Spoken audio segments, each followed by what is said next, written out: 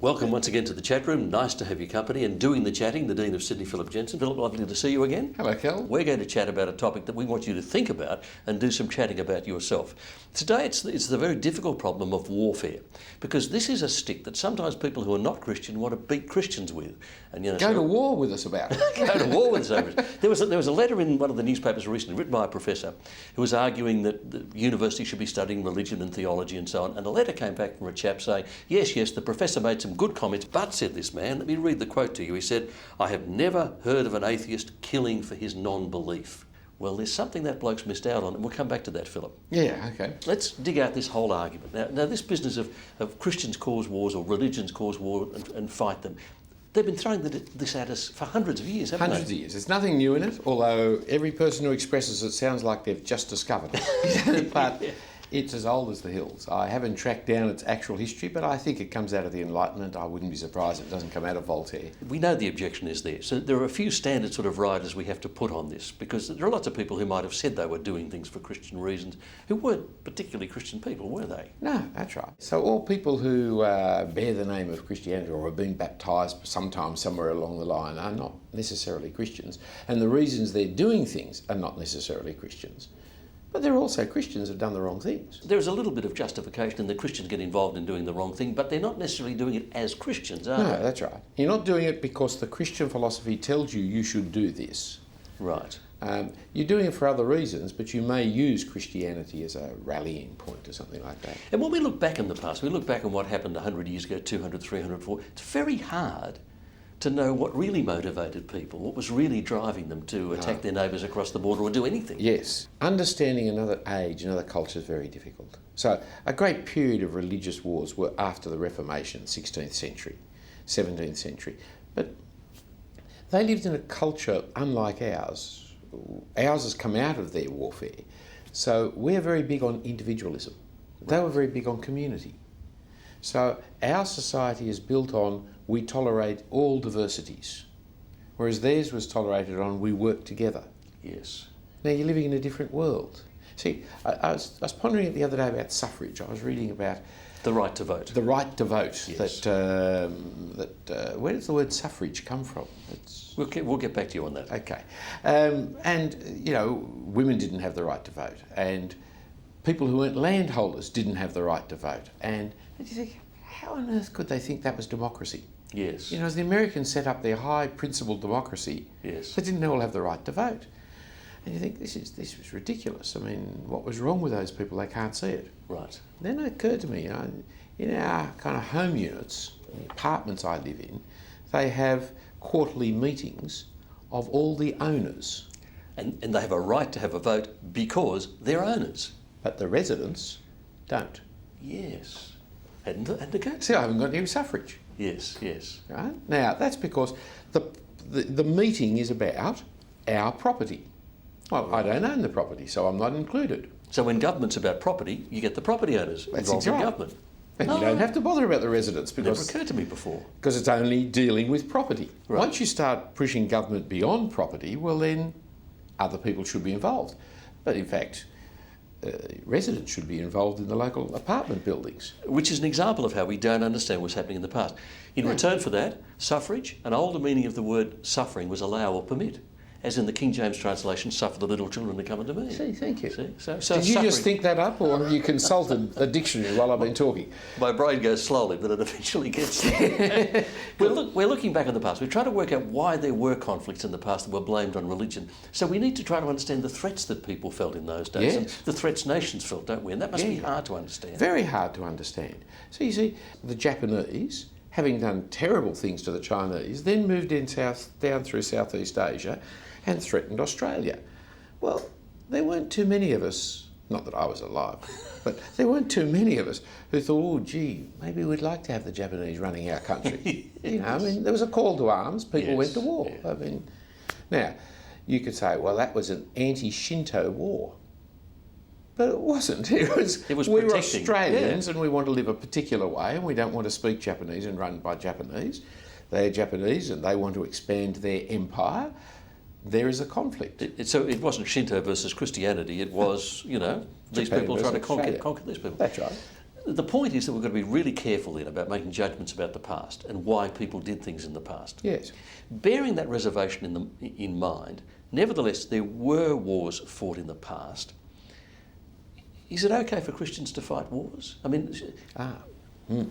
Is war itself okay? Yes, is war always evil, and should Christians always have opposed every war that was ever proposed by anyone for any reason? For many years, as a teenager, I was a pacifist. And I was a pacifist on Christian grounds, and there have been a long history of Christian pacifism. I think that was wrong. It was one of my many mistakes, and that was one of them I want to be quite open about. It doesn't come from the Bible. Right. You can't really draw pacifism out of the Bible. It's something you read into the Bible, turn the other cheek, and verses like this. Well, he who lives by the sword will die by the sword. Yeah. Some people read as a pacifist statement, yes. But you can't really legitimately draw pacifism from the Bible. God is called the God of armies. It's a little hard to be a pacifist and worship the God of armies. Yes, was it Jesus said when he was being arrested, I could have summoned 72,000 angels to fight for me? That's right. He chose not to, but it's not. And likewise, soldiers came to John the Baptist, and he didn't say, put down your arms. He said be fair. Treat the people properly, yes. And be happy with your wages. Yes. So you can't really be a pacifist from the Bible. The man of violence is not the man of God. So people who enjoy war, they've got a problem. Yes, yes. But sometimes you have to stand up for right. And there is a time for war and there is a time for peace. There's and a time that's for the biblical. The biblical thing is when you need to be defensive, you need to be defensive. That's right. And you need to exercise sufficient resistance to protect whomever they need to protect. Now, it's the role of government to go to war. It's not the first role of government. The first role of government is justice.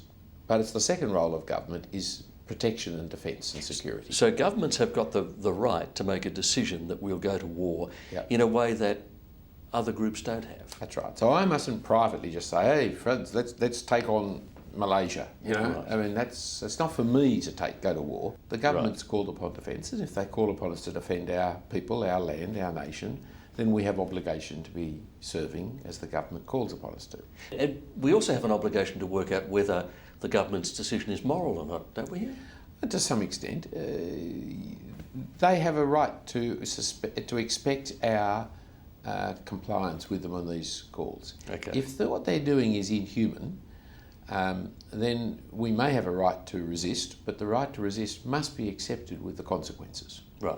So when I was a pacifist, I understood that if the government called me up, that I would refuse to go, but I would go to jail. And I wasn't going to flee the country and Right. that kind of thing. I mean, I'm an Australian. I get the benefits of the Australian government. I get the roads. I get the schools. I get whatever they provide. I've got to pay my part. And if paying taxes is playing my part, doing compulsory service is playing my part. If I'm unwilling to do it, then I'm going to be willing to accept the jail that comes with it. Okay. Keeping the argument clear, we're being cautious about making judgments about why people did things in the past. We've accepted that war's not always wrong. There are times when you need to fight, and governments have to decide. Have governments ever declared wars for religious reasons? Not of recent years that I can think of. When I say recent years, I mean the last 3 or 4 centuries. Governments have used religion As an excuse rather than a genuine reason? Well, it's partly as an excuse, it's partly as a sanitation. That is, if you're calling upon people to kill and be killed, the community have to have a sense that this is moral, this is right, this is You need acceptable. to motivate them. Well, it's not even a motivator. I just say you need to say this is an acceptable thing to do, because it's not normally acceptable to kill people. Yes. And now I'm going to ask you to go out and kill people and risk being killed. And so generally at that time you find the political leaders all go to church or mosque or temple or whatever it is. Right. And they want to have the religious people saying, yes, it's okay under these circumstances. Now, the Civil War is an interesting one in America. It really started off as about being state rights. But you can't justify the carnage of the Civil War over states' rights. Right. So the movement came across to the slavery issue. Right. Which is a high moral ground enough to justify wiping out a huge population of people. Whereas the states' right issue didn't. Yes, who's going to want to die for the right of Virginia to make a decision to do something? Yeah, it didn't cut it. And when you look at the Lincoln Memorial in Washington, at one stage you have the speech of Lincoln before the war, and it's all about states' rights. And then you have a speech at the end of the war, and it's all about slavery. Right. And that moral requirement. Now, people use religion to get that moral, yes, it's okay what we're doing. They use religion in cultures where religion is one of the unifying forces of the society. And so in an Islamic country, they will use religion because religion glues people together. So in medieval Europe, I guess that was much the case. it would be much the case, Yeah. That's right. So we're not just fighting for the king, we're not just fighting for our nation, we're fighting for God. Yes. But the God motive wasn't the reason. That is, they weren't expanding their religion by war. They were defending their culture, their nation, their land, their economy, and they would use religion in their argumentation. But when was the last time someone actually tried to conquer a country in order to turn that country into their religion? I mean, that's a religious war. Yes. I don't know. I can't think of the last, I mean, I don't know all history and I don't know all nations, but And Christians. I'd like to hear when it was. I mean, maybe the Crusades to some extent, but I think the Crusades are much more complicated than that. But the first Crusade is 1,000 years ago now. Yes, I mean, it's a while ago. not yesterday.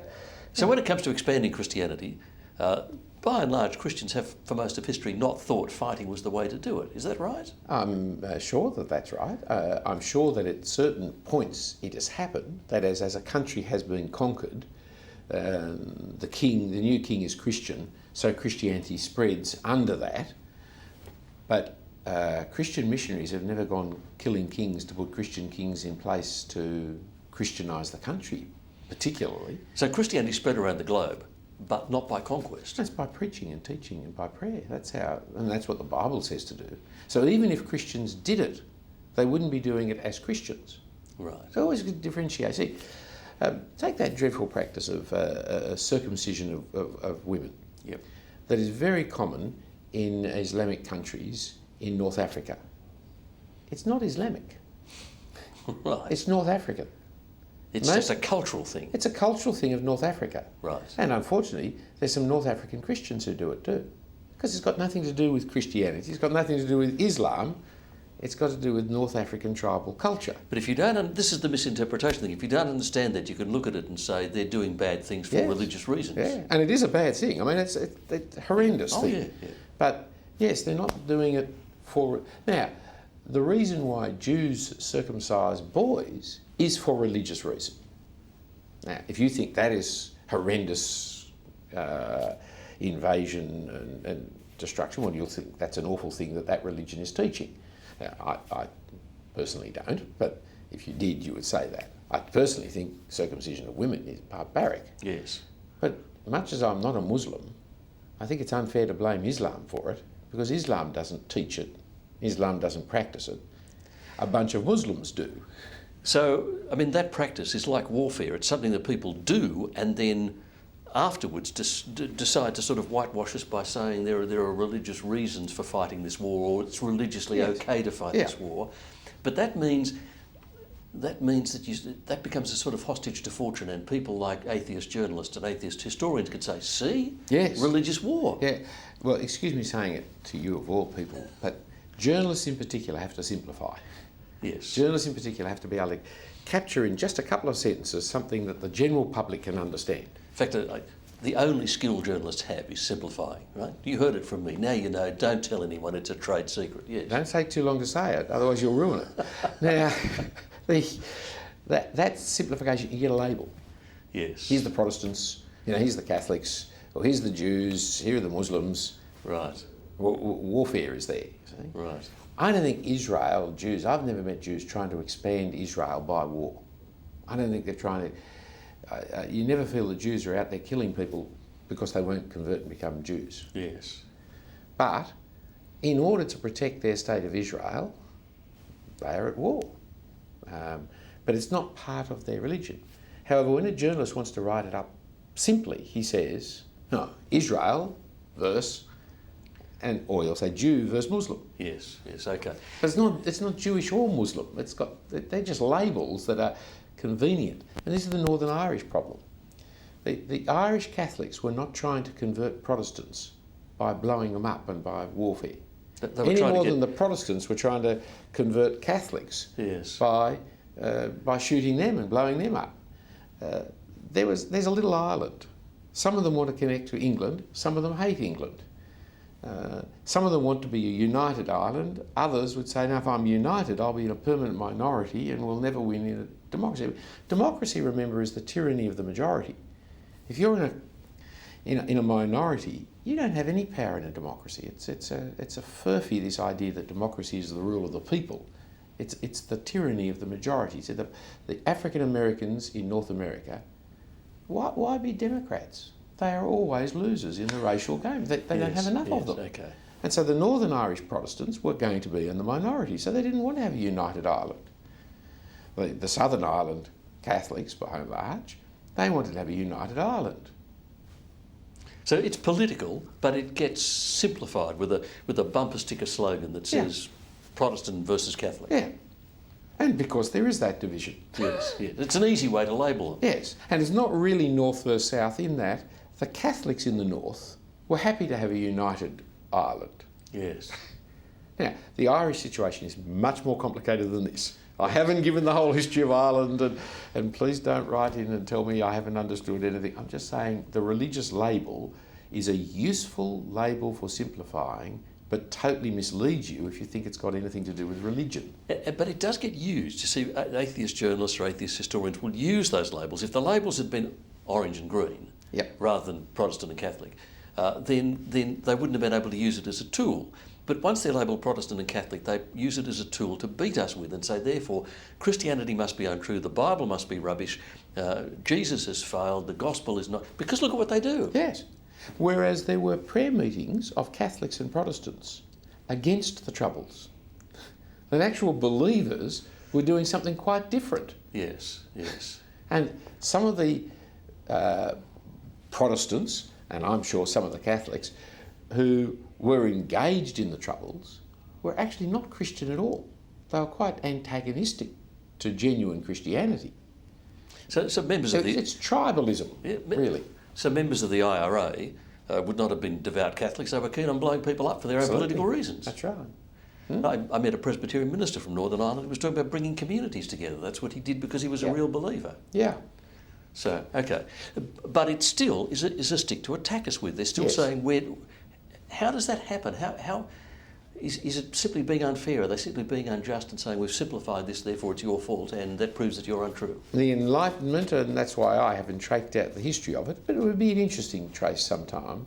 The Enlightenment's one of its chief objections to Christianity was it created wars. Now, certainly, from the Reformation on to the Enlightenment, there were great warfares fought in France in particular, the religious wars of France, where it was the divide between, well, it wasn't really just Protestants versus Catholics, sometimes it was Calvinists versus Lutherans. There was all kinds of struggles taking place in Germany and in France. It was the freeing of people from government control. So it was political and it was tribal.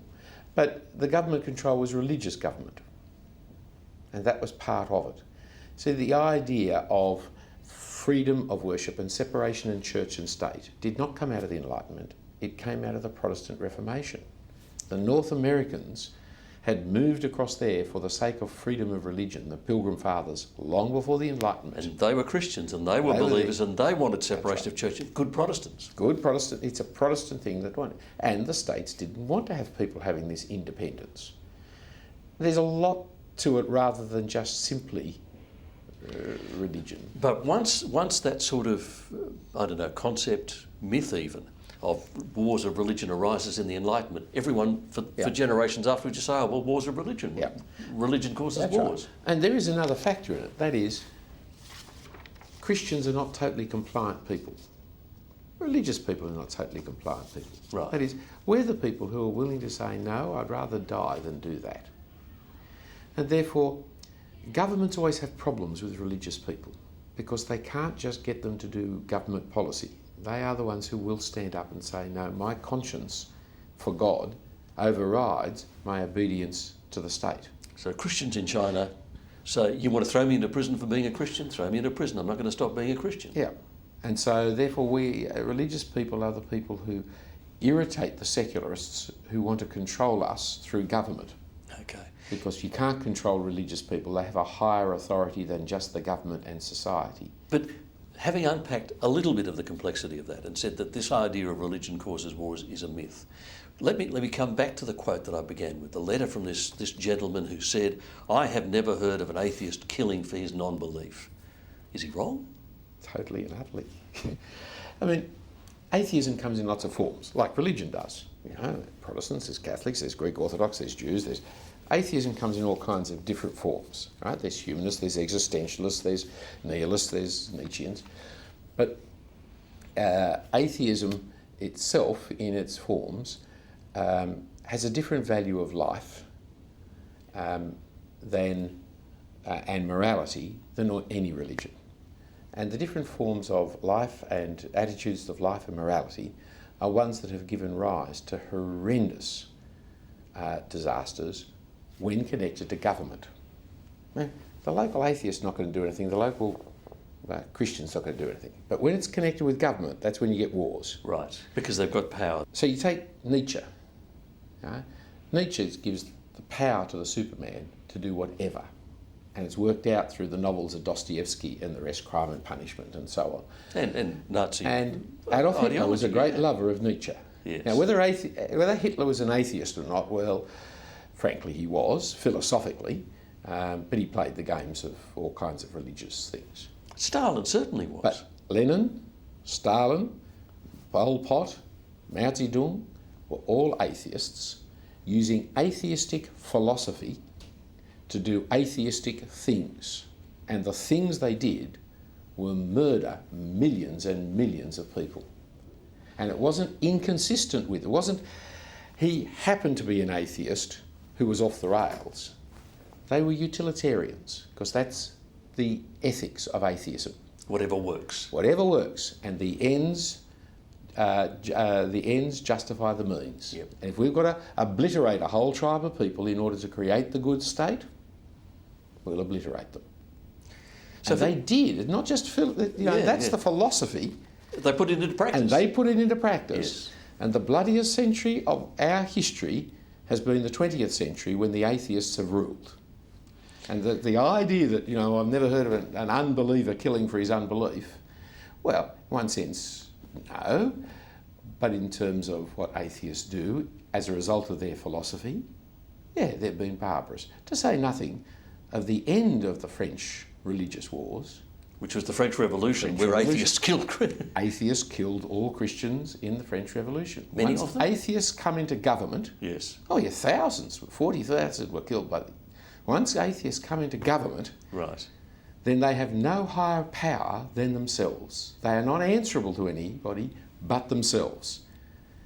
So they make up the rules of what they want to do. Yeah. I'd rather have a Muslim, because he at least is answerable to Allah. You understand now why I'm picking myself up from the floor, because you'd rather live under an Islamist government than an atheist government, and a lot of people looking at the world today would say, you're nuts. Yes, I can understand that, and there's a rhetoric to it that I'm making there. That is, I don't want to live under Allah, but just because it's atheism doesn't make it sanitised. Most of the good things that come in our society come from our Christian heritage. Our morality comes from our Christian heritage.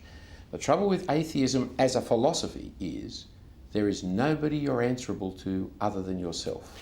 That's interesting, because one of the atheist myths is we're humanists, we're humanitarians. Yeah. That's part of their myth, isn't it? Yeah, because that comes from Christianity, all those values. When you get the really consistent atheist, you get Ayn Rand. You get Nietzsche. Greed is good, all that stuff. You get greed is good. You Yes. get the idea that I am answerable to myself and nobody is over me. You get the Peter Singer kind of arguments, where it is all right for euthanasia, it is all right for abortion, it's even all right for abortion for the first 12 months of a child's life. There's a whole range of where bestiality is all right, provided the animal's willing, and so on. And I'm saying it's a different world under Yes. atheism. Now, I'm not advocating we live under Allah, but from the point of view of rhetoric, if you just want to think of the logic of it, Yes. It's always better to live under Allah than it is to live under. Okay, I understand. Atheism is a dangerous ideology, and if we have a government which is ideologically atheist, we're going to be in awful trouble. So whether they're individually Christian or not, if they're influenced by Christian values, that's good. The ideological government of Russia sent millions of people to die in Siberia in a thoroughly ideologically, scientifically consistent fashion. It was all utilitarian ethics. These people were disturbing the common good. They were having anti-Soviet thoughts, etc. Now there is pure atheism at work. That's where the danger is. Oh, it's horrendous. Let me ask you a quick final question. Because these are complicated things, can it be worthwhile, fruitful for Christians in their home prayer and Bible study groups to talk about them? To even say, if I was asked this, here's how I'd answer, and so that if someone throws it at them at the office, they haven't not thought it through. They're not caught unprepared, or they haven't thought these things out. Can it be useful? Yes, and certainly on religion causes war. If you don't get that somewhere in your life, you're not explaining to people that you're a Christian. And as soon as you start saying you're a Christian, someone somewhere will start saying, "Oh, I'm not Christian. Religion causes war." It's just a lovely, easy throwaway. I'm in a better position than you are because I'm not religious. Yes. So you've got to have an answer, and the short, quick answer is, what?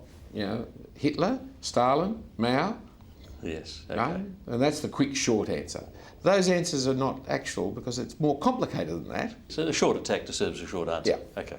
So these things are worth talking about and thinking about. And the idea in the chat room is that we chat enough to get you chatting and talking and thinking about these things. If you'd like to have more of the wisdom of Philip Jensen, the thing to do is to visit us here at St Andrew's Cathedral. If you're living in Sydney or visiting Sydney, pop into St Andrew's Cathedral any Sunday. We'd love to see you. Philip, thank you once again for your time. It's a pleasure to be here, even to fight with you. Which we didn't actually get around to doing. Maybe one day. And thank you for your company. We'll see you next time on The Chat Room.